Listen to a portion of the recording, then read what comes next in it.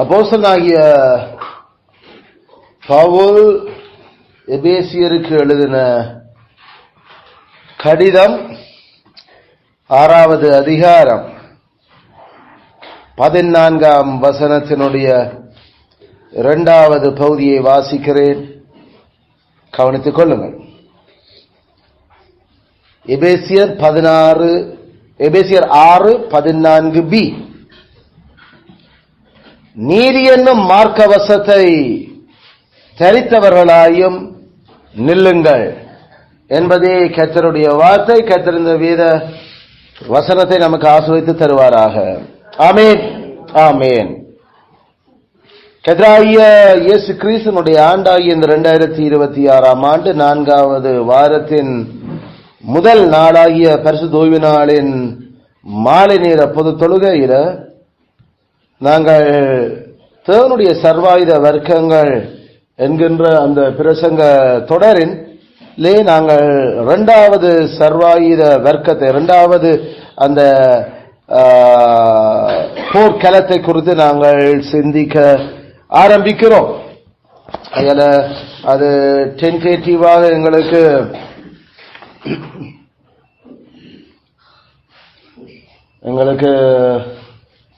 3வது மாசம் வரைக்கும் அந்த போர்க்களத்தை குறித்து நாங்கள் பார்க்க இருக்கிறோம்.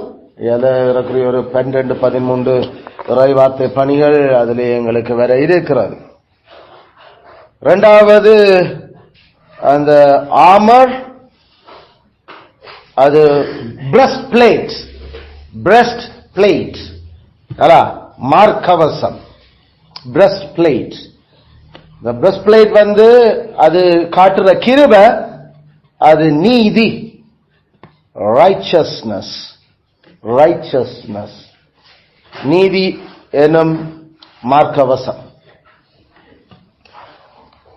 அதில் இதை குறித்து நாங்கள் படிக்க போற பல விடயங்கள் வரும்.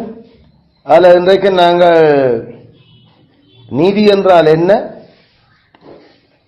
இங்கே கதைக்கப்படுகிற நீதி எது என்கின்ற விடயத்தை நாங்கள் படிக்க போறோம். What is righteousness? What kind of righteousness is here spoken of? இங்க என்ன கதைக்கப்படுது? ஓகே, நீதி என்ற அந்த சொல்லு அது தேவனுடைய, கடவுளுடைய சட்டத்துக்கு எங்களுடைய ஒத்துப்போகுதல், கடவுளுடைய சட்டத்துக்கு எங்களுடைய ஒத்துப்போகுதல், அதுக்குதான் நீதி. நீதி என்ற what is righteousness? Our conformity unto God's law. கடவுளுடைய சட்டத்துக்கு நமது ஒத்துப்போகுதல். ஆமா, conformity. conform, CONFORM, conform. அந்த ஃபார்ம் இருக்குத்தானே, FORM, ஃபார்ம். ஃபார்ம் சொன்னா அந்த அமைப்பு, அந்த அமைப்பு உடன் சேருதல், conform. அப்ப எந்த அமைப்பு? கடவுளுடைய சட்ட அமைப்புக்கு உடன் போகுதல், அதான் அதனுடைய அர்த்தம். கொன்னு சொன்னா எப்பயுமே கான்ஷியன்ஸ், நாம முதலே படிச்சிருக்கோம். கொன்னண்டா அதெல்லாம் அந்த லாட்டின் வேர்ட்ல இருந்தா அது வருது. நாம கான்ஃபார்மிட்டி, கான்ஷியன்ஸ் அல்ல, கான்ஷியன்ஸ்ல கொன்னண்டா வித், இங்கிலீஷ்ல வித்ண்டா உடன். அடுத்தது சென்ஸ், சயின்ஸ், அதாவது நாலேஜ், அறிவு. மனசாட்சி என்றது அறிவுடன், அதான் கான்சென்ஸ்.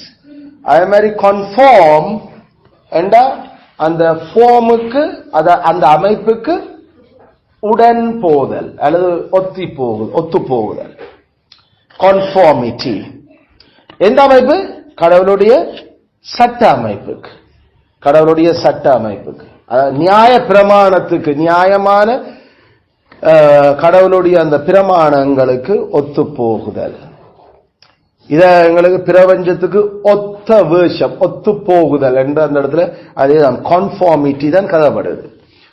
கான்ஃபார்மிட்டி இல்ல, கான்ஃபார்ம்டா ஒத்து போறது. கன்ஃபார்ம் வேறது இல்ல, கன்ஃபார்ம் உறுதிப்படுத்துறது. Confirm, CONFIRM, confirm. கன்ஃபார்ம்டா அதை உறுதிப்படுத்துங்க சொல்றது. கன்ஃபார்ம் அது நாங்கள் இங்க கன்ஃபார்ம் உறுதிப்படுத்துற பற்றி, நாங்கள் ஒத்து போறதை பற்றி கன்ஃபார்ம். அது கன்ஃபார்மும் கன்ஃபார்முக்கும் வித்தியாசம் இருக்குது இங்கிலீஷ்ல. அது ஒன்று, இது ஒத்து போதல், அது உறுதிப்படுத்துதல். அப்ப நீதி என்றது கடவுளுடைய சட்டத்தோடு ஒத்து போகுதல், அதுக்கு பேர் நீதி. இதுல கடவுளுடைய சட்டத்துக்கு ஒத்து போகுதல் ஜென்ம சுபாவமான இந்த மனுஷராலே முடியாது. அத நாம எங்களுடைய பியூரிட்டன் பெரியவர் ஜோனோவனுடைய பிரசங்க தொடர்ல பார்த்து, நாங்கள் ஜென்ம சுபாவம் அல்லது மாம்ச சிந்த தேவனுடைய சட்டத்துக்கு ஒரு நாளும் ஒத்து போக விரும்பாது. விரும்பாது மட்டுமில்ல, அதை எதிர்க்கும். அயல மனுஷராக பிறந்திருக்கிற எல்லா எவரும் கடவுளுடைய சட்டத்துக்கு ஒத்து போக மாட்டேன். அப்ப யார அப்ப ஒத்து போக வைக்க போறது? அப்ப கடவுளுடைய ஆவியினுடைய செயல்தான் அப்ப ஒத்து போக வைக்க போகுது. அப்ப அதை நாங்கள் என்னன்னு சொல்லுவோம்? அப்ப கடவுளுடைய சட்டத்துக்கு ஒத்து போதல் அது கடவுளினுடைய ஆவியினால உருவாக்கப்படுகிற தரம். அது it's a quality, holy quality. அது புனித தரம். அது எல்லா மனுஷனும் ஒத்து போக மாட்டான். அரச சட்டத்துக்கு ஒத்து போகணும். இந்த அரச சட்டம் கடவுளுடைய சட்டம் இல்ல. அரச சட்டம் மனுஷ சட்டம். பேசிக்கா நாம கேட்கிறது கடவுளுடைய சட்டம். ஏண்டா நம்ம அரசாங்கமே கடவுளுடைய சட்டத்துக்கு ஒத்து போகல. கடவுளுடைய சட்டத்துக்கு ஒத்து போகல நம்முடைய அரசாங்கம். அதனால பேசிக்கா கடவுளுடைய சட்டத்துக்கு ஒத்து போக முடிகிற மனுஷர் யாருன்னு சொன்னா, கடவுளையோட ஆவி யாருக்குள்ள அந்த புனித அந்த தகுதியை அல்ல தரத்தை ஏற்படுத்துறாரோ அவர்கள் மட்டும்தான் ஒத்து போகிறார். அவர்கள் மட்டும்தான் அதுக்கு ஒத்து போகிறார். அப்ப அந்த புனித தரம் என்ன? புனித தரம் என்னண்டா, அந்த கடவுளுடைய சட்டம் அமைப்பு தேவைப்படுத்துற எங்கட அந்த யோசனைகளும் எங்கட பேச்சுகளும் எங்களுடைய செயல்பாடுகளும் அந்த அந்த சட்ட அமைப்புக்கு ஒத்து வரத்தக்க விதத்தில் இருக்கிறதுக்கு எங்களை அவர் தூண்டி விட்டு கொண்டே இருப்பார். யாரு? பரிசுத்த ஆவியானவர். பரிசுத்த ஆவியானவர் அதுக்கு ஒத்து வர பண்ணாட்டி ஜென்மசுவாவான எவனும் கடவுளுடைய சட்டத்துக்கு ஒத்து வர மாட்டான். ஈவன் அவிசுவாசியல்ல கூட பரிசுத்த ஆவியானவருடைய கிரியால் தான் தேவனுடைய அந்த சட்டங்களுக்கு அவர்கள் ஒத்து வர்ற, சில சட்டங்களுக்கு ஒத்து வர்ற மாதிரி நமக்கு தெரியுது. அது அவர்களுக்கு இருந்து வார விஷயம் இல்லை. பரிசுத்த ஆவியானவர் அங்கேயும் கிரியை செய்யற.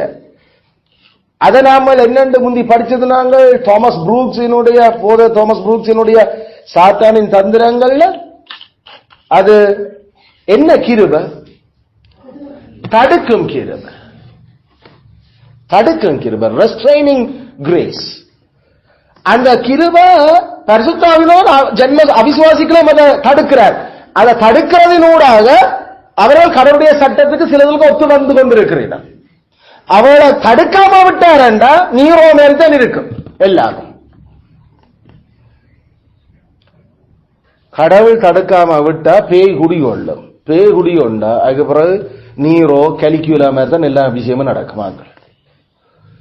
அதனால அவிசுவாசிகள் கூட தேவனுடைய சட்டங்களுக்கு சில சட்டங்களுக்கு ஒத்துவார மாதிரி இருக்கு. அவன் சொல்லி நம்ம ஐயோ பொய் சொல்லக்கூடாது, நாம உண்மை கதைக்கணும், நாம களவெடுக்க கூடாது, நாங்கள் பிறர் மேனை நாடக்கூடாது, இப்படி எல்லாம் வள்ளுவர் கதைச்சது பரிசுத்த ஆவியினுடைய செயல்பாடு. பரிசுத்த ஆவியானவருடைய செயல்பாடெல்லாம் இந்த கடவுளுடைய சட்டங்களுக்கு ஒத்து வருகிற சில வாக்கியங்கள் அந்த தமிழ் புலவர்களும் பாடியிருக்கிறேன். கடவுளுடைய சட்டத்துக்கு ஒத்து வராத விஷயங்கள் கடவுள் அவர்களுக்கு அதுகளை விளக்கின கையோ தன்னை விளக்கின எல்லாம் கடவுள் படைச்சதுகள் எல்லாம் நீ சாப்பிடக்கூடாது என்று சொல்லுற அளவுக்கு வலிக்கிட்டாங்க. புலால் உண்ணுதல் கூடாது. நேரடியா ஆதியாம் 9ஆம் அதிகாரத்துக்கு நேர் எதிரான அதிகாரம். ஆண்டவற்ற அழிப்பும் உலகளாவிய பெருவெள்ள பிரளயத்தினுடைய தாக்கமும் கடவுள் அதுக்கு பிறகு மனுஷன் உயிர் வாழ்றதுக்கு நல்லா வாழ்றதுக்கு அவசியம் என்று கண்டதையும் வள்ளுவர் சொல்லிவிட்டார் செய்யக்கூடாது. அப்ப நேரடியா கடவுளுடைய சட்டத்துக்கு முரணான அந்த விஷயங்கள் அதுகள். நீங்கள் இப்படித்தான் சாப்பிடணும்னா செத்து துளையும் கூடாது கடவுளும் விட்டுட்டார். போகக்கூடாது, செத்து துளை மரம் செடி கொடியை திண்டு கடிச்சு செத்து போகும் என்ன தெரிகிறது. இனிமேல் கடவுளே 10வது இனிமேல் என்று சொல்லி சொல்லி இறைச்சிகளை சாப்பிடுங்களா, நெபேஸ் சாயாவை சாப்பிடுங்கன்னா இவங்க கொஞ்சம் பேர் தாங்கள் நல்லது நன்னறி படிப்பிக்கணும்னு கடைசியில கல்லுண்ணாமை, புலால் உண்ணாமை, புலால் என்ற இறைச்சி பிளஷ் புலால் என்றதெல்லாம் படிப்பிச்சிருக்கிறார். இப்படிதான் எல்லா இப்படி மனுஷன் ஜென்ம சோதனை மனுஷன் தனக்கு தோன்றதெல்லாம் ஏதோ நன்னறியன்னு படிப்பிக்கப்பட்டு இருக்கிறது.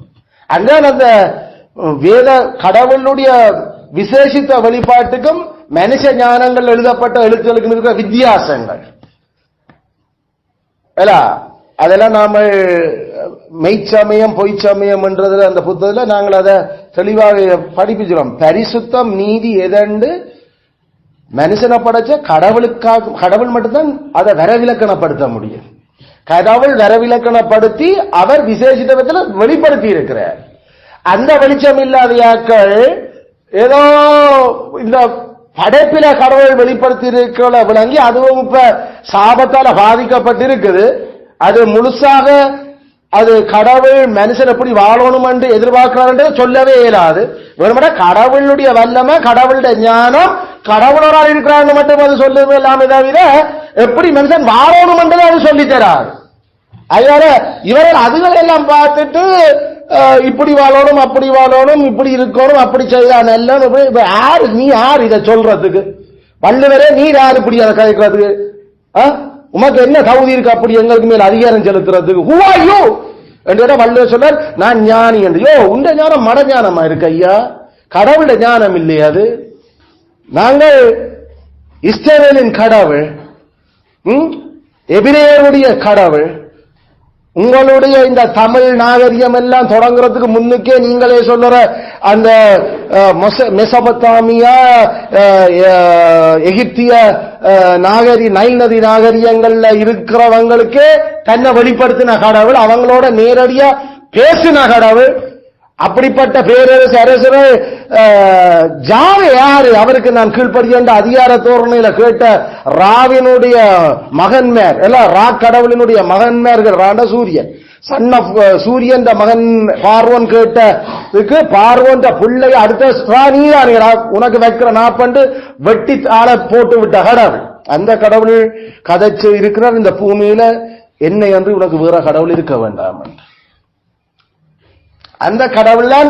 அப்ப எப்படி கடவுளை வாழ்றது என்று கேட்டா அவர் பேசி சொல்லிய சகல வார்த்தைகளும் ஆவன.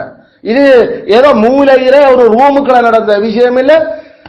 சீனாய் தீபகற்பத்தில் எல்லாம் அந்த பெனின்சுலா சைனாய் பெனின்சுலா அதாவது தீபகற்பம் ஒரு 3 பக்கம் கடல், ஒரு பக்கம் தான் அது ஒரு குடாநாடு தீபகற்பம் பெனின்சுலா. ஜஃப்னா பெனின்சுலா மாதிரி ஜாழ்ப்பாண குடாநாடு மாதிரி சீனாய் ஒரு குடாநாடு. இஞ்சால பக்கம் செங்கடல், இஞ்சால பக்கம் செங்கடலுடைய மற்ற 2 விரல் நீட்டி கொண்டு சுயஸ் கால்வாய், மற்றது இஞ்சால கால்வாய், மேல மத்திய தரக்கடல் எல்லாம் போய் விழுகிற இடங்கள். அப்ப ஒரே ஒரு பக்கம் இதுக்கால மட்டும்தான் மூவ் பண்ணலாம் எகிப்துல இருந்து. அப்ப அந்த இடத்துல சீனாய் மலையில அவ்வளவு 6 லட்சம் பேர் பார்த்து கொண்டிருக்க கதைச்ச கடவுள் சத்தம். அந்த ஜனமே கடவுளே என்னோட கதைக்காத நிப்பாட்டும் என்று இந்த சத்தத்துக்கு செத்துருவம் போல இருக்கு சொல்லி நிப்பாட்டுன கடவுள். அதனால இந்த சத்தியங்கள்லாம் தெரியாத தமிழர்கள் எந்த மதத்திலையும் கடவுள் நேரடியா கதைக்கிறது இல்லை என்று நேற்றையான் பேப்பர்லயும் முன்னாள் பேப்பர்ல வலம்புரி ஆசிரியர் தலையங்கம் எழுதுறார். அவர் கடவுள் இந்த மதத்துல நேரடியாக கதைச்சல. அப்ப இந்த மாதிரியான முட்டாள்களுடைய இனத்துல நாம இன்னும் வாழ்ந்து கொண்டிருக்கோம். இன்னும் உலக அறிவும் உலக வரலாறுமே தெரியாது. ஆனா அவங்க தமிழ் மக்களை வழி நடத்துறீங்க. சோ இப்படிப்பட்ட இந்த கர்த்தர் தான் மனுஷனுக்கு எது நீதி எது தூய்மை என்றத, எது புனிதம் எது நீதி என்று அவர் சொல்லி தந்திருக்கிறார். அதுதான் எங்களுடைய ஸ்டாண்டர்ட். அதைத்தான் நாங்கள் சொல்றோம் நீதி பிரமாணம், நீதி சட்டம், நியாய பிரமாணம் என்று. இந்த நியாய பிரமாணத்துக்கு பரிசுத்த ஆவியால தகுதிப்படுத்தப்பட்டு உந்தப்பட்டு அந்த புனித தரத்தில எங்கட யோசனையிலையும் வாயாலையும் எங்கட செயல்களாலையும் அதுக்கு ஒத்து வந்து நாம வாழற வாழ்க்கையை நாம நீதி என்று சொல்றோம். அதுக்கு பேர நீதி. அப்ப இந்த நீதி நம்மளுடைய ரைச்சஸ்னஸ் பொதுவா நாம இப்ப கதைக்கிறது இல்லை. நாம ஜஸ்டிஸ் என்று அதை கதைக்கிறோம். நாங்கள் அந்த சொத்து அந்த சொல்லு ஜஸ்டிஸ், நீதி புரியப்பட வேணும். நீதி அப்ப ஜஸ்டிஸ் அப்ப ரைச்சஸ்னஸ் அது நமக்கு எலிசபெத் இங்கிலீஷ் ரைட்னஸ். ரைட்னா சரியானதை செய், சரியான. அப்ப இப்ப அதை நீதியானதை செய், நீதி ஜஸ்டிஸ். அப்ப இந்த ஜஸ்டிஸ் இப்ப நாம என்ன சொல்றோம்? மனுஷனுக்கோ கடவுளுக்கோ மனுஷனுக்கோ உரியதை கொடுக்கிறதுக்கு பேர் தான் நீதி. அவருக்கு செலுத்த வேண்டியதை செலுத்துகிறார். அதுதான் சிம்பிளா நீதி என்று நாம சொல்றோம். அதுல முதலாவது பலகையில கடவுள் தனக்கு செய்ய வேண்டும் என்று கோரினதை செய்கிறது நீதி. இரண்டாவது பலகையில அயலவருக்கு செய்யணும் என்று கடவுள் கோர்றதை செய்கிறது நீதி. அதுல நீதி என்பது கடவுளுக்கும் மனுஷருக்கும் செய்ய வேண்டியது நாங்கள் அது டியூ, அது கடன், அதை கொடுத்து விடுறதுக்கு பேர் நீதி. அதான் ரைச்சஸ்னஸ், அதான் ஜஸ்டிஸ்.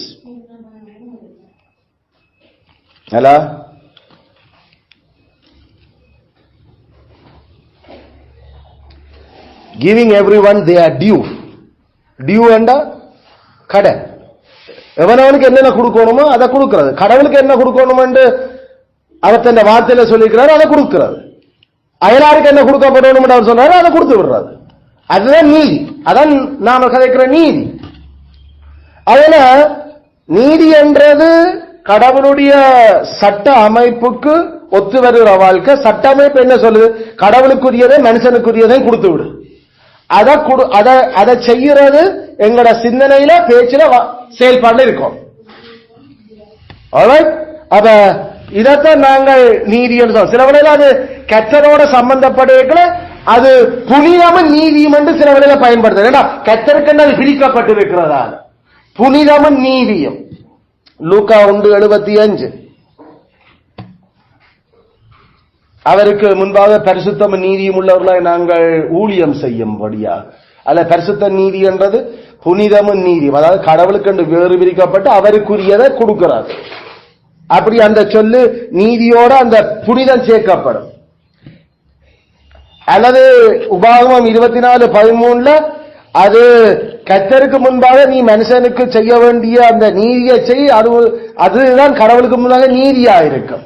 அங்க பரிசுத்தம் புனிதம் சேர்க்கப்படல. ஆனா அயலானுக்குரிய அவன் போட்டிருக்க வஸ்திரத்தை திருப்பி அழகா எடுத்து வச்சிருக்காத 20 வரைக்கும் அதை கொடுத்து விடு, அது கடவுளுக்கு முன்பாக உனக்கு நீதியா இருக்கும். அப்ப அயலானுக்கு கொடுக்க வேண்டியதை கொடுத்து இருக்கணும். அது கடவுளுக்கு முன்னால் அது நீதி, அதான் நீதி.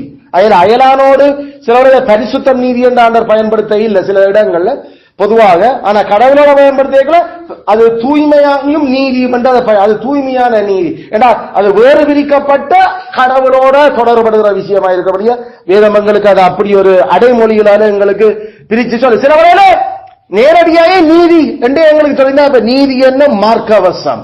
அப்ப நேரடியா அங்க பரிசுத்தம் இல்ல, யாரோடு என்ன கதை இல்ல, நீதி என்ன மார்க்கவசம். அப்ப நீதி என்ன மார்க்கவசம். கடவுளுக்கும் மனுஷனுக்கும் என்னத்தை செலுத்தணுமோ அத என்ன செலுத்தணும் எது சொல்லுது? கடவுளுடைய வேதம் மட்டும்தான் சொல்லுது. அத நாம கவனிச்சு விளங்கி பார்த்து அதற்கு ஒத்து வந்து வாழ்றதுக்கு பேர் தான் நீதி. அதான் நீதி, அதுதான் நீதி. இலங்கை சட்டம் என்ன சொல்லுதுன்றது இல்ல நீதி, கடவுளுடைய சட்டம் என்ன சொல்லுதுன்றதுதான் நீதி. கடவுளுடைய சட்டம் என்ன? நாங்கள் ஹையர் லோ, நாங்கள் மேலான சட்டத்தை கொண்டிருக்கிறார்கள். நாங்கள் சர்வலோகத்தின் நீதிபதியினுடைய சட்ட புத்தகத்தை கொண்டிருக்கிறார்கள். அவரை மனுஷரை எல்லாம் படைச்சிட்டு நீதியை கொடுத்த இருக்கிறார், அதை எழுதியும் வச்சுக்க. அது இப்ப மங்களா போய் கிடக்கு. ஆனாலும் பரிசுத்தாவியானவர் இந்த ஜென்மசுவாவான மனுஷர்களை தடுக்கும் கிருபையினால அவர்களை கட்டுப்படுத்தி பல விதங்கள்ல அந்த நீதி கண்ட நீதிகளை இதயத்திலையும் எழுதி அதை விளங்க பண்றதுக்கு அவர் பரிசுத்தாவியம் பயன்படுத்தி சில பொதுவாக அவர் அந்த கீழ்த்தரமான பெய்த்தனமான மோசமான நீதியை இல்லாம தேஞ்சு போன ஆதாமின் மனுபுத்திரருக்கு அவர் தன் கிறிஸ்துவனுடைய வெளிச்சத்தால அந்த நீதியை திருப்பி அவர் உயிர்ப்பிச்சு காட்டி இருக்கிறார். ஆதாமுவாலும் படைக்கப்படைக்கல அவர்கள் ஆடை உடுத்த இல்லை. ஏனடா அவர்கள் நீதியாக நீதி அவர் படைக்கப்பட்டது நீதியில படைக்கப்பட்டிருந்துச்சு. அயால அவர்களுக்கு இடையில பாவம் இல்லாதபடியால அவர்களுடைய உடல் கடவுளுடைய மகிமையால மூடப்பட்டிருந்தது. ஆனா இப்ப பாவம் செய்திருச்சோமோ அப்ப மகிமையாச்சு போயிட்டு அதுல அவர்களோ சுத்தி இருந்து அல்லது மூடி இருந்த அந்த மகிமை அந்த பிரசன்னம் அவர்களை விட்டு அகன்ற உடனே அவர்களுடைய உடல் அப்படியே நெய்க்கடா தெரியுது. உடனடியா கடவுள் செய்த வேலை பலியிட்டு தோலுடைய கொடுத்தது. அப்ப கர்த்தருக்கு தெரியும் இனி தந்த மகிமை இல்லா போனா அதை அதுக்கு பிறகு அசிங்கமாத்தான் வரும். அதனால அதை மூடுறதுக்கு இனி மனுஷன் உடுத்தோணும். ஆனா நாம பார்க்கிறோம் வரலாற்றுல கணவர் காட்டுக்கெல்லாம் உடுப்பில்லாம தெரிஞ்சு கொண்டிருந்தவங்க என்னென்ற உடுப்பு இல்லாம தெரிகிறாங்க, என்னென்று இளகுலையால அறையில கட்டி கொண்டு சும்மா திரியுதுகள், என்னென்று மேலாடை ஒன்றும் இல்லாம எல்லாரும் திரியுறீங்க பெண்கள் உட்பட எல்லாரும். அப்ப இது பைபிள் கடவுள் பார்க்கிற மாதிரி கடவுள் என்ன சொல்றாருன்றதை ஏற்றுக்கொள்ள விரும்பாத மூடர் மனுஷன். அப்ப மனுஷன் காட்டு மிராண்டியத்தான் தெரிஞ்சிருக்கிறான். பிறகு நாகரிகம் வேற வேறத்தான் உடுப்பு போட வலிக்கிட்டு இருக்காண்டு ரிவர்ஸ் கதையில வந்துட்டாங்க. அதுக்கு முக்கியமான நம்ம குரங்கு மனுஷன் தான்.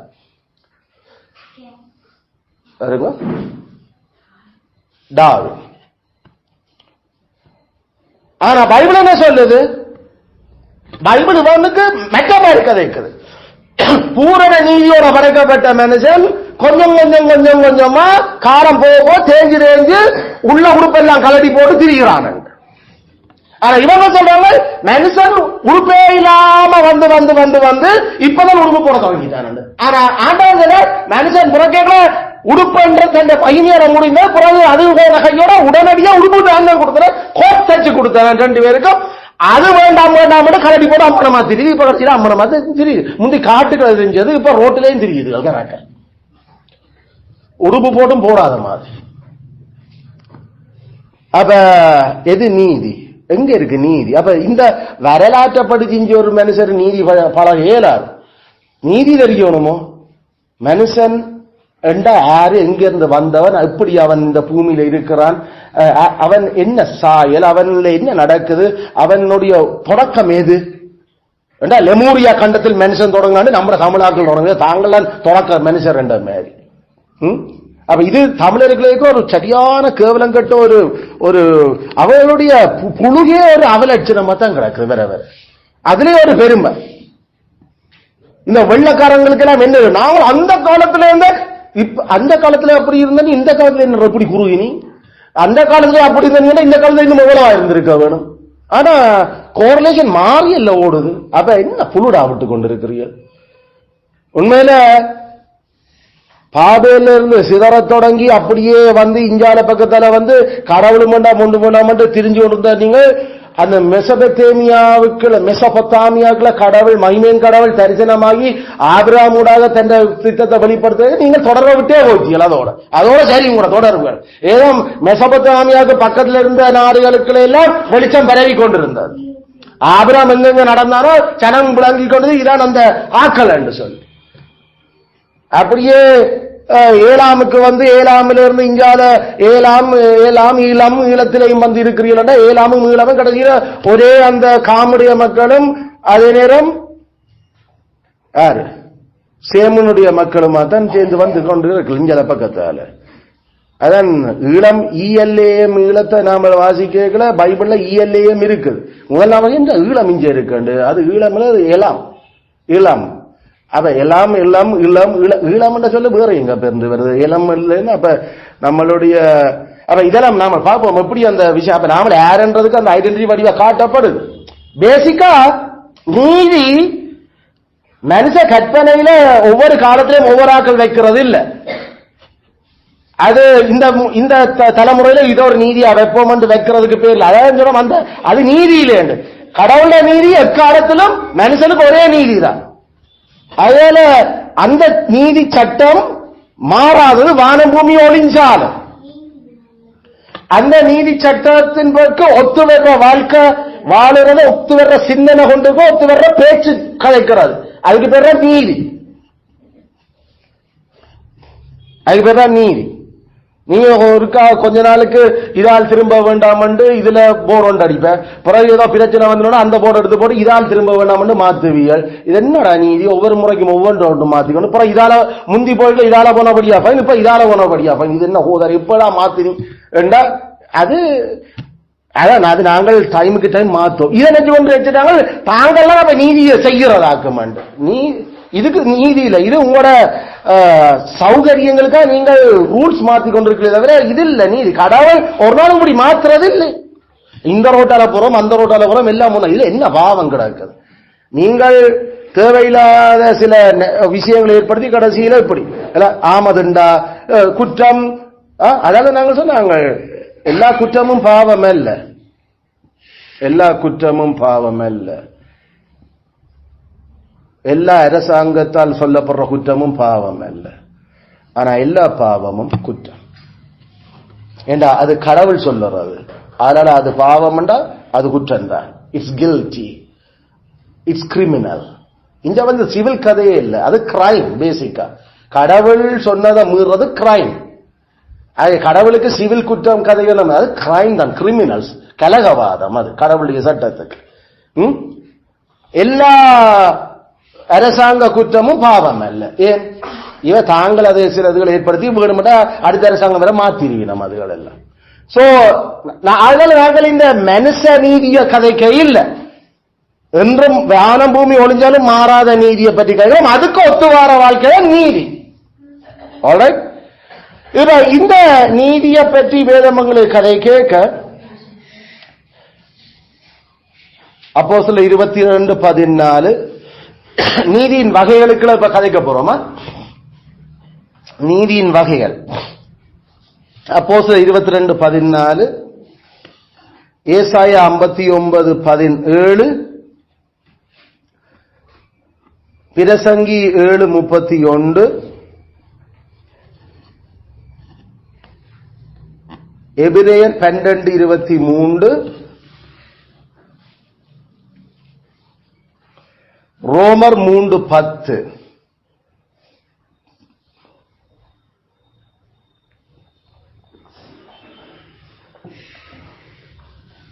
ரோமர் 3:10 இந்த வசனங்கள்ல அப்போஸ்தலர் 22:14 நீதி பெறதான கிறிஸ்து என்று கதைக்கிறது. நீதி பெறனாகிய அவர்.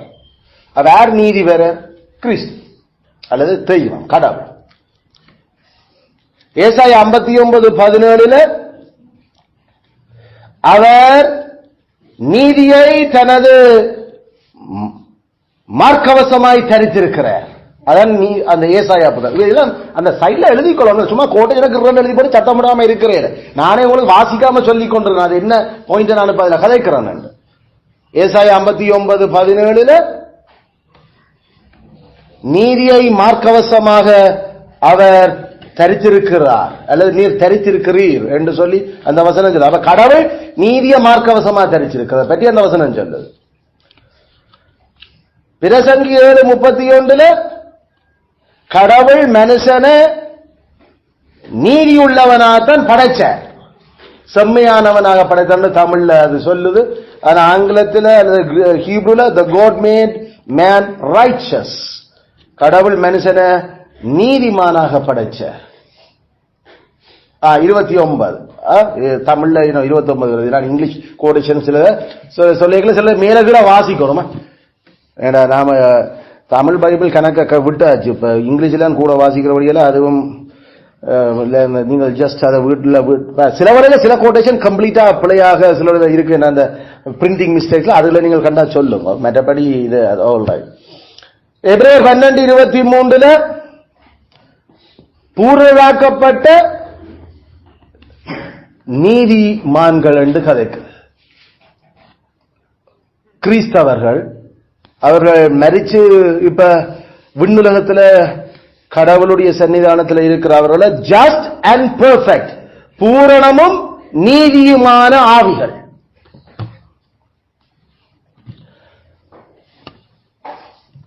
ரோமர் 3:10 நீதிமான் ஒருவரும் இல்லை என்று கதை. இப்ப கேள்வி, இப்ப பூமியில நீதிமான் ஒருவனும் இல்லை என்று பைபிள் சொன்னார்.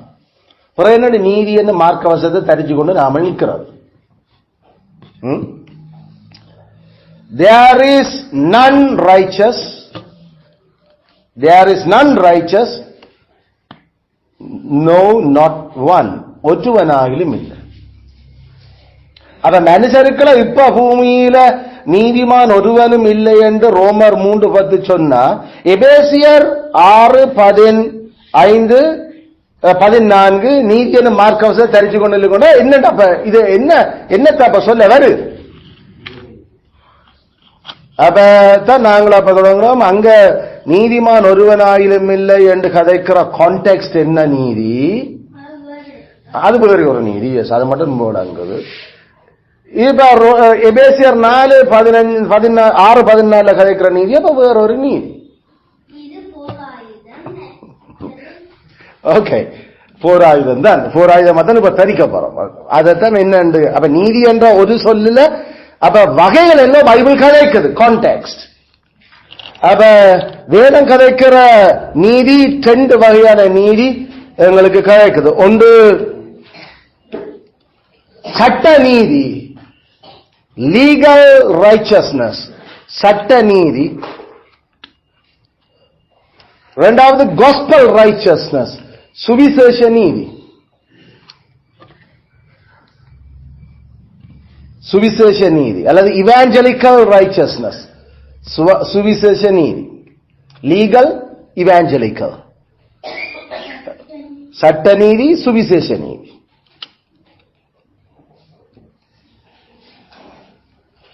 சட்ட நீதியை பற்றி எங்களுக்கு வேதம் சொல்லியிருக்கிறோம். ரோமர் 10:5, கலாத்தியர் 3:10. ரோமர் 10:5, கலாத்தியர் 3:10. இதுல அந்த லீகல் ஜஸ்டிஸ பற்றி அல்லது ரைச்சஸ்னஸ் பற்றி எங்களுக்கு வேதம் கதைக்குது. அப்ப எங்களுக்கு 2 விஷயம் இந்த சட்ட நீதிக்குள்ள உள்ளடங்கி இருக்குது. சட்ட நீதிக்குள்ள 2 விடயங்கள் இருக்குது. சட்ட நீதிக்குள்ள லீகல் ரைட் ஜஸ்டிஸுக்குள்ள 2 விஷயம் வேதம் கதைக்குது.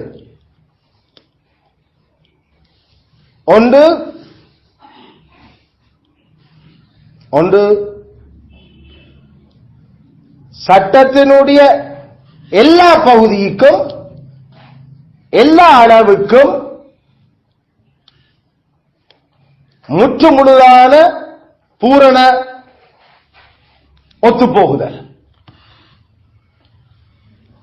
சட்டத்தின் எல்லா பகுதிக்கும் எல்லா அளவுக்கும் முற்றுமுழுதான பூரணமான ஒத்துப்போகுதல். Absolute perfection to every part and degree of God's law. கடவுளுடைய சட்டத்தின் சகல பகுதிகளுக்கும் அது தேவைப்படுத்துற சகல அளவுக்கும் முற்றுமுழுதாக பூரணமாக ஒத்துப்போகுதல். இது இருக்க வேண்டும் என்று அந்த சட்ட நீதி தேவைப்படுத்துது. அதான் ரோமர் 10:5. அதே நேரம் அப்படி ஒத்து வர வேண்டிய ஆளை பற்றியும் அந்த சட்டம் உள்ளடக்கி இருக்குது. அத கலாத்தியர் 3:10 சொல்லுது. அப்படி சட்டத்தினுடைய நீதிக்கு தொடர்ச்சியா ஒத்து வராத மனுஷன் சபிக்கப்பட்டவன். அப்படி என்றால் சட்டத்தில் இருக்கிற எல்லா பகுதிக்கும் பூரணமாக முற்றும் முழுதான பூரணத்துவத்தில் ஒத்து வர்றோம் என்றது மட்டும் ஒத்து வர்ற ஆளாயும் இருக்கணும் அந்த ஆள். அப்ப உண்டு அந்த part and degree of the law, இரண்டாவது the person of the law. அப்ப அந்த ஆள் தொடர்ச்சியா பூரணமா முற்றுமுழுக்க ஒத்து போகணும். எதற்கு ஒத்து போகணும்? சட்டத்தினுடைய எல்லா பகுதிக்கும் அது தேவைப்பட்ட எல்லா அளவுக்கும் ஒத்து போகணும். அதைத்தான் நாங்கள் இந்த சட்ட நீதி என்றத கதை சொல்லுறோம். சட்ட நீதி.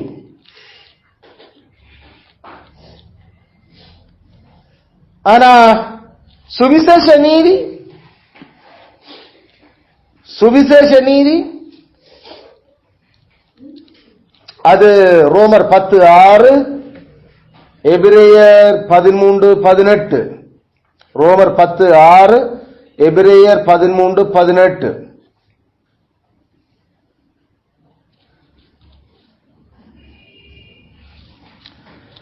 சுவிசேஷ நீதியால இந்த சட்ட நீதியினுடைய அந்த ரெண்டு விஷயங்களும் மட்டுப்படுத்தப்பட்டு அது சமாதானப்படுத்தப்பட்டு முடிச்சிருக்கு. அது லிமிட்டட் அண்ட் மிட்டிகேட்டட். அதாவது அது அது அது தடுத்து மட்டுப்படுத்தப்பட்டிருக்கு அந்த சட்ட நீதி சுவிசேஷ நீதியால. அதே நேரம் மிட்டிகேட் பண்ணப்பட்டிருக்கு. மிட்டிகேட் பண்றோம்னு சொன்னா அது தணிக்கப்பட்டு போகுது, அல்லது அதுக்கு தேவையான விஷயங்கள் குடுபட்டு சமரசம் செய்யப்பட்டிருக்கிறது.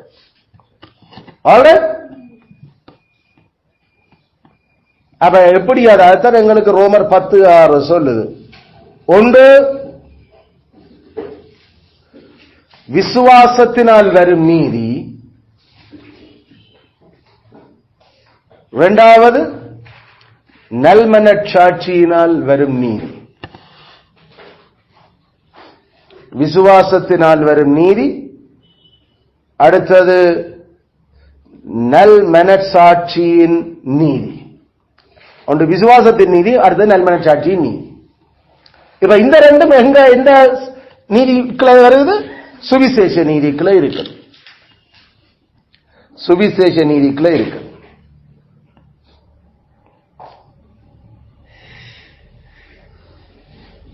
அதனால ரோமர் 10:4 எங்களுக்கு சொல்லுது, விசுவாசத்தின் நீதி யாரு? கிறிஸ்துவே. விசுவாசத்தின் நீதி கிறிஸ்துவே. The righteousness of faith is Christ.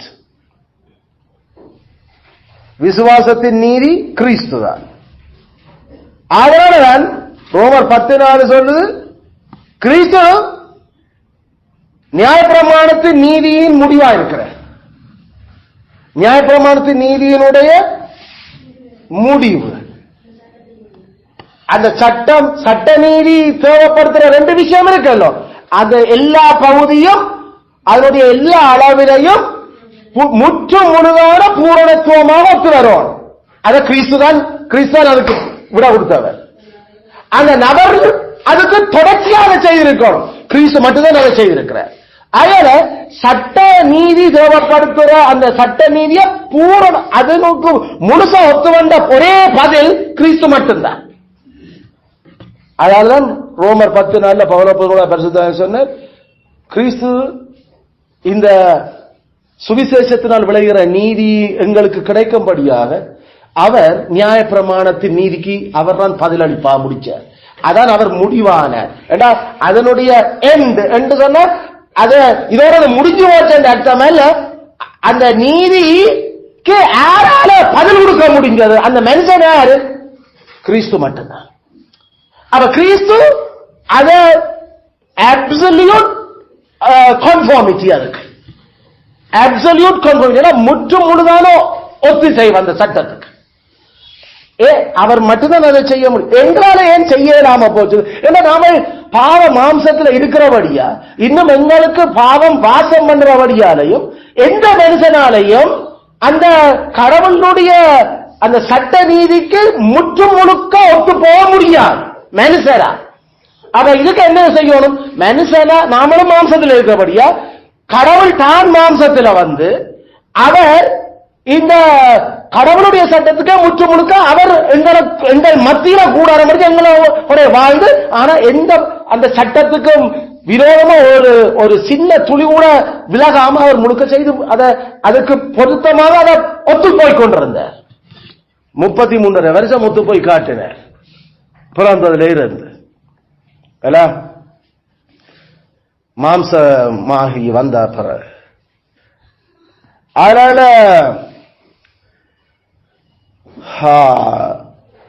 கிறிஸ்து அந்த சட்ட நீதியினுடைய பதில், முடிவென்றதை விட அவர் தான் பதில் அதுக்கு. Christ is the end of the law. Christ is the answer to the law. Christ is the answer to the law. இப்ப கிறிஸ்து அதுக்கு பதில் கொடுத்து முடிச்சது மட்டும் இல்ல, அந்த நபராக அவர் அதை செய்து காட்டி அவர் அதுக்கு ஏன் கீழ்ப்படியணும், ஏன் அவர் அதுக்கு பூரணமா ஒத்து போகணும்? ஏனென்றா கடவுளுடைய தெரிஞ்செடுக்கப்பட்ட மக்களினுடைய பிரதிநிதியாக அவர் தான் இறங்கி மனுஷர் அவர் மாம்சத்துல வந்து அவர் பூரணமா ஒத்து போய் அதுக்கு பதில் கொடுத்ததுல இருந்து வருகிற அந்த நல்ல செய்தி இருக்கல்லோ, அதான் அந்த சுவிசேஷம். அதுக்கு பேர் தான் சுவிசேஷமே. மனுஷனால கடவுளுடைய சட்ட நீதியை நிறைவேற்றாது, அதுக்கு ஒரு வழியும் இல்லை. இந்த உலகத்துல எந்த படைப்பாலையும் செய்ய இயலாது. அப்ப எல்லாருமே சரி கேஸ். இப்படிப்பட்ட ஒரு ஒன்றும் கையாளாகத்தனத்தில் இந்த மனுஷ சாதிக்கு கடவுள் தானே எங்களை போலவே மனுஷ மாம்சத்துல வந்து அதுக்கான ஒரு வழியை உண்டு பண்ணி கொடுத்தது பெரிய ஒரு சந்தோஷம், பெரிய ஒரு நல்ல செய்தி. அந்த நல்ல செய்தியால கிடைச்சிருக்கிற அந்த நம்பிக்கை தான் விசுவாசம் என்று சொல்றோம். அந்த கிறிஸ்து அதை செய்திருக்கிறார். அது அந்த நீதி எல்லாம் எனக்கு விளங்குது. ஆகல அந்த நீதிக்கு நானும் இப்ப கிறிஸ்துவனுடைய பலத்தால பதிலளிப்பேன் என்று அதை நாம நம்புறதுக்கு பேர் தான் சுவிசேஷ விசுவாசம். சுவிசேஷத்தினுடைய நீதி அந்த விசுவாசத்தால எங்களுக்கு வழியில கொண்டு வரப்படுது. ஏசை நான் செய்து முடிச்சா இனி நாம நம்மட வாட்டில வாழலாமண்டா உண்மையில அது நீ இன்னும் ஜஸ்டிஃபை பண்ணப்படவில்லை, இன்னும் நீதிமான் ஆக்கப்படவே இல்லை. கிறிஸ்து மனுஷரால கடவுளை தவிர மனுஷனை படைச்ச மனுஷனுடைய சாயலாக வந்த கண்ட சாயல்ல மனுஷனை படைச்ச கடவுளால மட்டும்தான் தண்ட சட்டத்தை இப்ப பூரணமா ஒத்து வந்து செய்ய முடியும் என்று அவர் செய்து காட்டி, தன்னால தெரிஞ்செடுக்கப்பட்ட ஆதாமின் சந்ததி என்று ஆபிரகாமின் சந்ததிக்கு உதவியா கை கொடுத்து அவங்களுடைய இடத்துல இருந்து அவர் பதிலளிச்சிட்டார். அப்ப இப்ப ஆட்டோமேட்டிக்கா அந்த நீதி நமக்கு மேல நம்ம கணக்குக்கு டிரான்ஸ்பர் பண்ணப்பட்டிருக்கு. எங்கடா நம்ம அக்கௌண்ட்ல எல்லாம் காசு விழுந்திருக்கு பார்த்தா அந்த காசு போட்டவர் கிறிஸ்து தான். அந்த காசு அது பரலோகம் போறதுக்கான எல்லா விசா எல்லாம் முடிச்சு நமக்கு எல்லாம் சரி டிபாசிட் எல்லாம் காட்டி, இனி ஒரு நமக்கு விசாக்கு அது போடு இது போடுன்னு கேட்கவே இல்லை. எல்லாம் அவற்ற கணக்கு தான் நாங்க போய்கொண்டு அது நம்ம கணக்கு மேத்தான் காட்டப்பட்டு கொண்டு இருக்கு. டிக்கெட் எல்லாம் அவரே போட்டுட்டார். அதனால புறஞ்ச நாம இவர்களையும் கடன் படவும் தேவையில்லை. எல்லாம் பக்கா அவர் தந்த அந்த முழு நீதியும் அப்படியே இம்பியூட்டிங், அதாவது சாட்டுதல் செய்தல், சாட்டி விட்ட. ஏனண்டா கடவுள் நம்மட பாவம் எல்லாத்தையும் அவருக்கு சாட்டி விட்டார் முடிச்சு. அப்ப நம்மட இடத்துல அந்த மனுஷன் அந்த நபராக இப்ப எனக்கு நான் நிக்கிற இடத்துல கிறிஸ்துவ நிக்கிறேன். அப்ப கடவுள் பார்க்கிறாரு மாறன் நிக்கிறது போல எந்த மகன் எந்த செல்லகுமார் நிக்கிறாரு யாரு கிறிஸ்து. அப்ப இவர் ஓகே நீ தந்ததை நான் அதை முடிச்சிருக்கேன். அப்ப எந்த நீதி தான் இந்த சரி சரி சரி சரி அப்ப ஓகே ஓகே நான் ஏற்று வாடாப்பா இதான் இப்ப நடந்து கொண்டு இது தான் அந்த நல்ல செய்தி. இது நாம கொடுக்கிற ஆட்டு பலியிலையும் சேவல் வெட்டுனதிலையும் நாம இங்கிருந்து சபரிமலைக்கு நடந்ததிலையும் கருப்புடுத்தி கொண்டு சாப்பிடாம திரிஞ்சதிலையும் நாம தாடி வளர்த்து கொண்டு அல்லது மயிர் வெட்டாம நசரைய விரதம் இருந்ததிலையும் வர்றதில்லை. அந்த எந்த கிரியாலையும் இந்த நீதியை எவனும் செய்ய இயலாது. வானத்துல இந்த தூதர்களால கூட செய்ய இயலாது. இதுகளை கடவுளால மட்டும்தான் இது செய்ய முடிஞ்சது. அதான் பெரிய நல்ல செய்தி, அதான் சுவிசேஷம். ஆகல இந்த சுவிசேஷத்தின் நீதிதான் இப்ப எங்களுக்கு கதவட்டு கொண்டு இருக்குது. இப்ப இந்த சுவிசேஷத்தின் நீதி the righteousness of faith, அத நாங்கள் கிறிஸ்து எனக்காக மரிச்சவர், கிறிஸ்து எனக்காக மரிச்சவர் உனக்கு என்னன்னு தெரியும்? ஏண்டா நான் அவரே சொன்னார். ஆமா, இப்ப கிறிஸ்து எனக்காக மரிச்சாரு பைபிள்ல அவர் எனக்கு சொல்லல. கிறிஸ்து எனக்காக மாறன் உனக்காக நான் மரிச்சிருக்கேன், மொர்தெக்காய் உனக்காக மரிச்சிருக்கேன் பைபிள்ல ஆண்டவர் சொல்லவே இல்லை. ஆகிய நாம தப்பா இத விளங்கி ஏதோ பைபிள் எனக்கு சொல்லுது எனக்காக எங்க உனக்காக எங்க ரீசாவுக்காக மரிச்சாலும் பைபிள்ல எங்க இருக்கு? அப்படி ஒரு பேரும் இல்ல பைபிள்ல. அதனால கடவுள் சொல்ல உனக்காக நான் மரிச்சேன். இப்ப அவ தண்ட மக்களுக்காக மரிச்சாருன்னு சொல்லுறேன். இப்ப தண்ட மக்கள் என்றதுக்கு ஒரு வரவிலக்கணத்தை பைபிள் சொல்லுது. அதாவது அந்த ஜென்ம சுவாவமா பிறந்த மாறன் இப்ப ஜென்ம சுவாவம் இல்லாம ஆவிக்குரிய சுவாவத்துல கடவுளுடைய ஆவியினுடைய பலத்துல மறுபடியும் பிறந்து பாவமும் அந்த கடவுளுடைய சட்டத்துக்கு ஒத்து வராம இருந்த வெறுப்பும் அதுல அதை யோசிச்சாலே பெரிய தலைவடி நேரம் இருந்ததெல்லாம் இப்ப மாறி இப்ப கடவுளுடைய சட்டம் சரியான விருப்பம். இப்ப அந்த சட்டப்படிதான் வாழணும் மட்டும் நாண்டு முடிச்சு வந்து அதுக்கு யாராவது முரணானதா அவர்கள் ஒரு வெறுப்பு இது ஐயோ சொன்னாலும் முழங்குது என்றது எரிச்சல் நாமளும் இப்படித்தானே கடந்த கடவுளை மன்னியும் என்ற ஒரு ஆனந்தம் இப்படி எல்லா பக்கத்திலையும் இப்ப கடவுளுடைய சட்டம் மீறியன் அந்த பிரமாணம் என்றால் ஒரு துளி விடாம அதை செய்யணும் என்ற ஒரு உந்துதல், அதுக்கான அவ்வா அத வாழ்க்கையில நிறைவேற்றி கொண்டு போறோம். அப்படி யாராவது அனுபவத்துல காட்டுறவன் மட்டும்தான் சொல்லலாம் கிறிஸ்தனுக்காக மரிச்சார். அப்படி அனுபவப்படாதவனும் சொல்லலாத கிறிஸ்து உனக்காக எனக்காக மரிச்சார் எங்க சொல்ல பைபிள்ல எங்க உண்டவே இருக்கு சொல்லுறதுக்கு? ஏன் நாங்கள் அந்த பேராதக்கான இப்படித்தான் நாங்கள் ஃபால்ஸ் காஸ்பல் போலி சுவிசேஷம் அறிவிச்ச நாங்கள் இப்படித்தான் நாங்கள் கேம்பஸ் குருசேட்ல வேலை செய்யல கிறிஸ்து உனக்காக மரித்திருக்கிறார், கடவுளுக்கு மனுஷனுக்கும் இருக்கிற பிரிவினை வந்தது, பாவம் அதை இதண்டி இருக்கிறது, அதுக்கு அந்த பிரிட்ஜ மூடுறவர் கிறிஸ்து தான். கிறிஸ்து சொல்ற தன் பாவிகளுக்காக மரிச்சிருக்கிறேன், நீங்கள் ஒரு பாவி ஆனா கிறிஸ்து உங்களுக்காக மரிச்சிருக்காரு. பாவி சரி, ஆனா நான் எனக்காக மரிச்சிருக்கேன் பைபிள்ல. அப்ப என்ன சொல்றீங்க? எனக்காக மரிச்சிருந்தா நான் கிறிஸ்துவை நேசிப்பேன். அதுல கிறிஸ்துவ யாரு நேசிக்கிறானோ அவனுக்காக கிறிஸ்துவ மரிச்சிருக்க, அதான் அடையாளம். நீங்கள் என்ன நேசிக்கிறீங்களோ என்ற கற்பனையை கை கொள்ளுங்க. கிறிஸ்துடைய கற்பனையை கை கொள்ளாதவன் கிறிஸ்து மரிக்கல. கிறிஸ்துவனுடைய கற்பனையை கை கொள்ளாதவன் கிறிஸ்துவ நேசிக்க போறதும் இல்லை. கிறிஸ்துவ நேசிக்காதவனை ஏன் கிறிஸ்து நேசிக்கணும்? கிறிஸ்து ஒரு பாவியை நேசிக்கிறார் ஏனென்றால் நாமல் அவரை நேசிக்கிறதுக்காக. நீங்கள் என்ன தெரிஞ்சு கொள்ளவில்லை, நான் உங்களை தெரிஞ்சு கொண்டேன். நீங்கள் என்ன நேசிக்கல, நான் தான் முந்தி உங்கள் அன்பு கூர்ந்தேன். அப்ப நான் முந்தி முதலாவது உங்கள் அன்பு கூர்ந்தபடி அப்ப நீங்கள் எனக்கு என்ன அன்பு கூறுவீங்க? இப்ப அட கடவுளை சரி, இப்ப கிறிஸ்து உன்னை நேசிக்கிறேன்டா கிறிஸ்துவ அட்லீஸ்ட் நீ பிந்தியாவது நேசிக்கிறியா என்றத அவர் என்ன நேசிக்கிறார்களே அவரை நான் பெருசா அதை யோசிக்கவே. அப்ப பிறகு என்னது கிறிஸ்து உனக்கு மரிச்சது என்னது சொல்லுறேன்?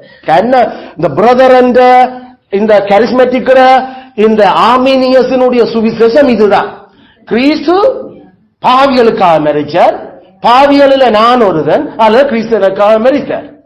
இப்ப கேள்வி, கிறிஸ்து பாவியலுக்காக மரித்தார் இல்ல, கிறிஸ்து தந்த ஜனத்துக்காக மரித்தார். இயேசு என்ற அர்த்தமே தந்த ஜனத்தின் பாவர். கிறிஸ்துவோட சனமோ நீதான் கேள்வி. கிறிஸ்துவோட சனம்னா கிறிஸ்துவ நேசித்தார். அவர்களுக்கு மறிச்சிருந்தா அது எதுல வெளிப்படும்? நீ அவற்றை கற்பனைய நியாயப்பிரமாணத்துக்கு முழுசா பூரணமா கீழ்ப்படியோ வாழணும். தவறுனா ஐயோ அது அது அவருக்கு அவமானம், எனக்கு அவமானம் என்ற அந்த அவமானம் வர வேணும். இல்ல கடவுள் கொல்லுவார், அடிப்பார், வெட்டுவார், பேசாம கீழ்ப்படிஞ்சு அதுக்கு இல்ல.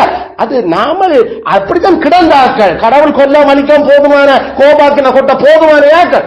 கிறிஸ்து தான் தன்னை கொண்டு எங்களை வேண்டி இருக்காண்டா.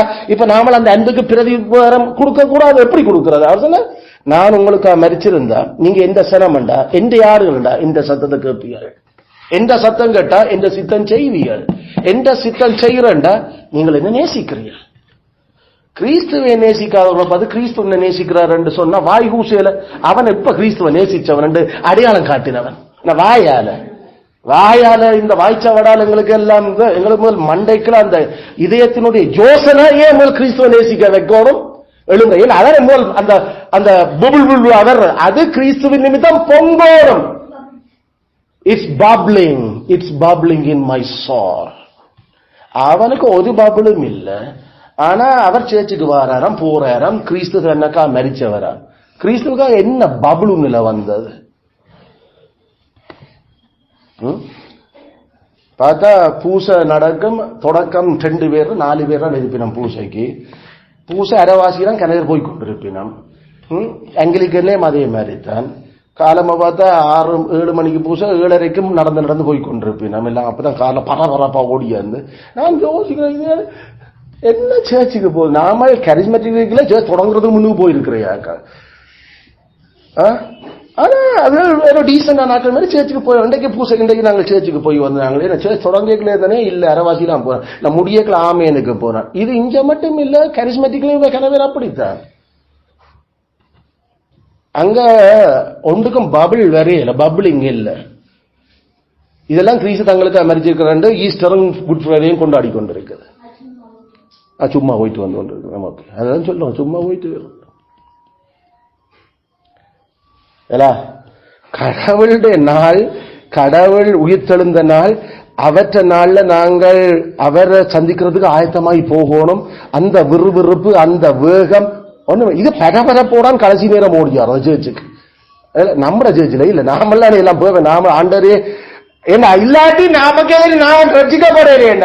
அந்த பகுதியில கடவுளே கவனமா இருக்கணும் மட்டும் டைமுக்கு எல்லாம் ஓடி வந்து இருந்து ரெடியாகி விழுந்து அடிச்சிருந்தாலும் இன்றைக்கு கொஞ்சம் பிந்தி போச்சுது. இது அது நம்மள அதுக்கான காரணங்களை நாம கேட்டேன். நாமள ஆடுகளை தான் வளர்க்கிறோம், பண்டி வளர்க்கல. இது ஆடா பண்டியாண்டு யோசனை சீச்சியாக பஸ்காரன் சில்லு கலண்டு போகணும்.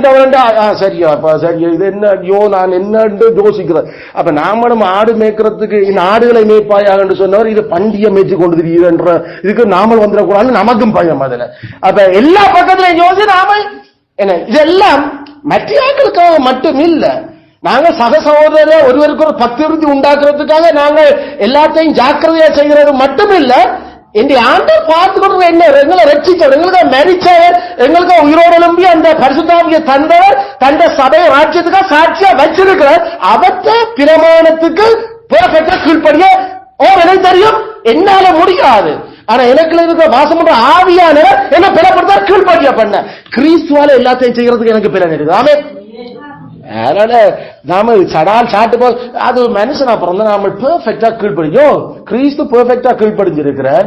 அந்த ஆவியத்தை எங்களுக்கு வந்து கீழ்ப்படுகிறாப்பா என்ன போல பெர்ஃபெக்டா வா என்று சொல்லி நாங்கள் உடனடியா பெர்ஃபெக்ட்ல தான். ஆனா பெர்ஃபெக்டை நோக்கி நகர வேணும். இது பெர்ஃபெக்டை நோக்கி நகரையில இருந்த இடத்துல ஸ்டகனைஸ் பண்ற, அதாவது தேங்கி நிற்கிற மாதிரி என்ன அர்த்தம் இது? அதுல அப்படிப்பட்ட ஒருவன் சொல்லா இருப்போமாக பைபிள் எனக்கு சொல்லல. அவர் சொன்ன மாதிரி பைபிள் ஆண்டு சொல்ற உனக்காக நான் மரிச்சேன்.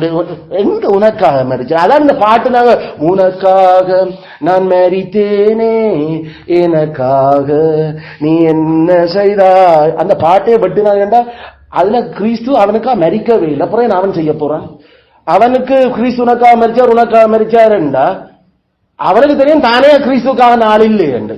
ஆனா நாமெல்லாம் சொல்லி கொடுறோம் கிறிஸ்து உனக்காக மரிச்சாரு. அவங்க கிறிஸ்து எனக்கா மரிச்சு அம்மா அப்பா சொல்லி தந்தவன், அப்ப எனக்கா மரிச்சுதான் இருக்கிறதா இன்னும் தண்ட அதே குழப்படியில தண்ட அதாவது நாம நம்ம டேய் டேய் டேய் இந்த மண்ணான அப்பா இது மண்ணான மனநிலையே இங்க பெரிய பிரகண்டம், இது மண்ணான மனநிலையோட ஒவ்வொரு பிரசங்கத்துக்கும் இங்க அடிவான். இது மண்ணான மனநிலையே என்ன அண்ணாவும் தம்பி இருந்தா போல. நீங்கள் இன்னும் ரட்சிக்கவே படையில ஏற்கனவே சொல்றேன் தானே, உங்களுக்கு மண்டாண்டா கிடக்கு மனந்திருங்க எரியா. அதுல எல்லாத்தையும் நாங்க பிள்ளைகளுக்கு நீ ரட்சிக்கப்பட்டால் உனக்கா கிறிஸ்து மரிச்ச நோ கிறிஸ்து உனக்காக மரிச்சிருக்கிறார் என்ற உங்க கிறிஸ்துவை நோக்கி நீ காட்டுற பாசத்துல காட்டு எங்களுக்கு. ஐயா பைபிள் வாசியா என்ன பைபிள் வாசிச்ச நீ இவ்வளவு சடாரண்டு வாசினான் இந்த இதுல அந்த இதான் இது என்ன அது அந்த எரிகோ சுத்தி மதில் விழுகிறார் என்ன முந்தி சண்டே ஸ்கூல்ல இருந்து அப்ப இருந்து பார்த்த அந்த ஜீசஸ் ஸ்டோரியில இருந்து பார்த்த படத்தை மண்டைகளை வச்சு பைபிள் வாசி என்று சொல்ற. என்ன அப்படி ஏமாத்துறீங்களை பைபிள் வாசிச்சதாமா நீ எல்லாம் கிறிஸ்தவனோட நான் ஜோசாயா கிறிஸ்டியனோ நீ கிறிஸ்தவன் கிறிஸ்டியனா வந்துடணும் வச்ச பேரு தவிர நீ கிறிஸ்டியன் என்றபடியா வச்ச பேர் இல்லைன்னா ஜோசாயா மாதிரி வரணும். இப்படிப்பட்ட கண்ட 8-10 வருஷமா சின்னல இருந்து அந்த எரிகோ ஸ்டோரி வடிவா தெரியும், பாட்டுமே பாடம். 7ஆம் அதிகாரம் என்ன வசதி ஜோசுவா 7 அப்ப என்ன சொல்லுவா நாம சும்மா அந்த அவர் வந்தவர் அந்த சுத்தினவர் 7ஆம் 5 என்னடா நடந்தது 5 நமக்கே சுத்துறீங்கள இல்ல இந்த பைபிள் போடா திருப்பி எடுத்து வாசி எடுத்து இருந்து எனக்கு முன்னால வாசிங்க. ஐயோ இப்படியான சொல்ற பைபிள் ஏசு சொல்ற எனக்கு அப்படி ஒன்னும் சொல்லவே இல்லை ஒரு நாளும். Jesus said I died for Mordecai எங்க பைபிள் இருக்கு ஒன்றுமில்லை. அதனால மொர்தெகாய் பைபிள் இருக்குதா, இயேசு மொர்தெகாய் மரிச்சார் என்று பைபிள்ல இல்ல. இந்த இந்த இங்க இருக்கு யாழ்ப்பாணத்தில் இருக்கிற மொர்தெகாய். அதனால யூ யோர் செல்ஃப் நான் அந்தந்த நபர் கிறிஸ்துவனுடைய சட்டத்துக்கு விருப்பத்தோட ஆசையோட ஒத்து போறது வாழ்க்கையில காட்டப்பட வேணும். அப்பதான் நமக்கு தெரியும் ஐயோ ரட்சிப்பு தொடங்கிட்ட ஐயா ரட்சிக்கப்பட இது நாமல் சொல்லி ஞாபகப்படுத்தி அதுங்கிற பொறுப்பு ஏன்னா அது செய்யத்தான் கடவுளை பயன்படுத்த ரேட்ட வேலையில. ஆனா அது ஆட்டோமேட்டிக்காக அது சரியாக பழக்க தோஷத்துல இல்ல, மாறாக பாசத்தோட அது வர்றது அது செயல்படுறது. ஏன்னா மெய்யான மெனந்திருந்தலுக்கு போன பரிசுத்தவான்களுக்கு தெரியும் அது எது மெனந்திருப்பது அது மெய்யானது. இது நடிப்பா பழக்க தோஷமா இல்லாட்டி பாரம்பரியமான ஆக்களோட இட்ஸ் நாட் பப்ளிங். அது குமிழ் வரையில அது புஷ்ஷன்னு வெடிச்சு போயிட்டு அவ்வளவுதான் சில பேர்ல. ஆனா கெதரி ஸ்தோத்திரம் நாங்கள் அதைத்தான் எப்பயுமே தக்க வச்சு அந்த உயிர் துடிப்புள்ள கிறிஸ்தவத்தை அதுதான் அந்த சுவிசேஷத்தினுடைய நீதி. சுவிசேஷ நீதி என்றது கிறிஸ்து எங்களுக்காக மரிச்ச எங்கிற ஸ்தானத்துல எங்களை நீதிமானாக்கி இருக்கிற அது உண்மையில நடந்திருக்கும் என்றா அந்த வித்து எங்களுக்குள்ள இருக்குது. நாங்கள் அதுல ஆவல் கொண்டு அவரில காதல் கொண்டு கிறிஸ்துவும் கிறிஸ்துவ ராஜ்யத்துக்காக வைராக்கியம் கொண்டு எங்களையே நாங்கள் வெறுத்து எங்களிலே சிலவனில எங்களை பிசர் என்ன நான் இப்படி இருக்கேன் கடவுள் என்ன இப்படி நான் தெரியல நம்மளே பேசிக்கொண்டு என்ன நாம சரிப்பாக நடக்கணும் என்றதுல அப்பா தன்னே பேசிக்கொண்டு இருக்கிறார். இருப்பியா ஓம் அவர் என்னடா செய்கிறோம் நான் பார்க்கிறேன் என்னத்தான் போய் சொல்லணும் அப்ப என்ன மொக்கு வேலை செய்துட்டீங்களா இல்ல அவங்களே நம்மள ஓமடா அப்ப மொக்கு வேலான் செய்துட்டேன். ஐயா அது சின்னல இருந்து இப்படி வளர்க்கறது நல்ல எல்லாருக்கும் செக் தான். வீட்டுல எந்த பக்கம் திரும்பினாலும் செக் எல்லாருக்கும் வளர்த்து பேர் கடைசியில நீங்கள் நமக்கே செக் வைக்கிற அளவுக்கு அது சொல்லித்தார்கள் எங்களுக்கு. எல்லாருக்கும் பாதுகாப்பு தான். சின்னல இருந்து எல்லாரும் ஒரே அந்த ஞானத்துல வளர்ந்தா அங்க பரிசுத்தமும் நீதியும் அறிவும் இதுவும் தான். கர்த்தர் ஸ்தோத்திரம். அந்த அந்த அந்த காவலாளிகள் நமக்கு இருக்கிறது. இல்லாட்டி நாம தான் அவங்களுக்கு தெரியும் ஐயோ அவங்களுக்கு தெரியல இது எல்லாருக்கும் தெரியும். இப்ப அதனால அடக்கேலாது கிறிஸ்துவனுடைய நீதி வாசம் பண்ணும் அந்த வீட்டுல. கிறிஸ்துவன் அந்த வீட்டினுடைய அரசர். அதனால எவருக்கும் ஒரே சட்டம் தான் பரிசுத்தத்திலையும் நீதியிலையும். அதுல அந்த நீதியை அதைத்தான் சுவிசேஷ நீதி வேதம் எங்களுக்கு சொல்லுது. ஆனா அந்த சுவிசேஷ நீதி இல்ல இப்ப இந்த கதைச்சிருக்கிற நீதி. எபேசியர் 6:14 அது நல்மனச்சாட்சியின் நீதி. அது நல்மனச்சாட்சியின் நீதி. Righteousness of good conscience. Righteousness of good conscience. நல்மனச்சாட்சியின் நீதி. இந்த அந்த சுவிசேஷ நீதி, அந்த விசுவாசத்தினால் வருகிற நீதி, அதுதான் நமக்கு அது விசுவாசம் என்று கதப்படுது. 16ஆம் வசனத்தில் வருது. அந்த அது தனி ஒரு ஆமராங்களுக்கு எல்லாவற்றுக்கும் மேலாக விசுவாசம் என்னும் கேடயத்தை, ஷீல்டு. இப்ப நாம கிடைக்கிற அந்த கதைச்ச விசுவாசத்தினால் வரும் நீதி, அது அங்க வரும். அதை தனியை நாம பார்க்க போறோம். ஆனா இங்க மேல கிடைக்கிற அந்த நீதி என்னும் மார்க்கவசம், அது நம்முடைய மனச்சாட்சியோட சம்பந்தப்பட்டிருக்கிற மனத கவர்ற முக்கியமான ஒரு கவசம். அது அதனால 2வது வகை அந்த மனச்சாட்சியின் நீதி. ஆகையால மனச்சாட்சி நீதி என்றால் என்ன? கத்தரிச்சிட்டோம். அடுத்த கத்தருடைய நாள் நாங்கள் அதை பார்க்க இருக்கிறோம். கிறிஸ்துதாமே எங்களுடைய நீதியா இருக்கிறவர். அவர் எங்களுக்கு மனச்சாட்சி நீதியை எப்படி காக்க வேண்டும் சொல்லி தந்திருக்கிறார். இப்படி எல்லா இந்த வழிகளையும் எங்களுக்கு சொல்லி தந்து, செய்து தந்து, ஏற்பாடுகள் செய்து, தானே அதுக்கு ஒப்பு கொடுத்து எங்களை போராட்டத்தில் வந்து நிற்கிறதுக்கு அழைச்ச கிறிஸ்துவுக்கு நேர்மையோடு நாமல் வாழ தொடர்ந்தும் அவர் எங்களை பலப்படுத்துவாராக. ஆமென், ஆமென்.